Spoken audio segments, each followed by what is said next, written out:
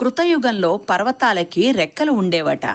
అవి ఇచ్ఛానుసారం ఎక్కడికి కావాలంటే అక్కడికి ఎగిరి వెళ్ళిపోతుంటే ఋషులు ప్రజలు దిగులు చెంది ఇంద్రుని ప్రార్థించగా ఇంద్రుడు తన వజ్రాయుధంతో అన్ని పర్వతాల రెక్కలను నరికివేస్తాడు.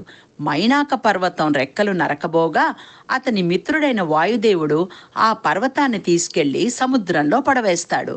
హనుమ సీతాదేవిని అన్వేషించే ప్రయత్నంలో సముద్రాన్ని దాటి ముందుకు సాగుచుండగా సముద్రుడు రామకార్యం కోసం వెళుతున్న హనుమకి ఆతిథ్యం ఇవ్వడం మన ధర్మం అని తలచి తనలో ఉన్న మైనాక పర్వతాన్ని, నీకున్న రెక్కల వల్ల పైకి రాగల శక్తి నీకు ఉంది, అందువల్ల పైకి వచ్చి హనుమ నీ పర్వతం మీద దిగేలా సహాయం చెయ్యి అని కోరతాడు.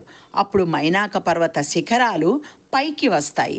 వాటిని చూసిన హనుమ తన గమనాన్ని నిరోధించడానికి ఎవరో వస్తున్నారు అని తలచి శిఖరాలని ఒక్క దెబ్బ కొట్టగా అవి చూర్ణం అయిపోతాయి.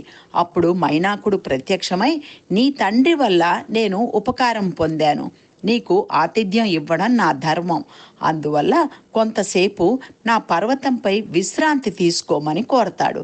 దానికి హనుమ, రామకార్యానికే బయలుదేరాను, ఆ ముఖ్యమైన పని చేసే వరకు నాకు విశ్రాంతి లేదు, నన్ను మన్నించు అని అతని ఆతిథ్యాన్ని తిరస్కరించి వెళ్ళిపోతాడు.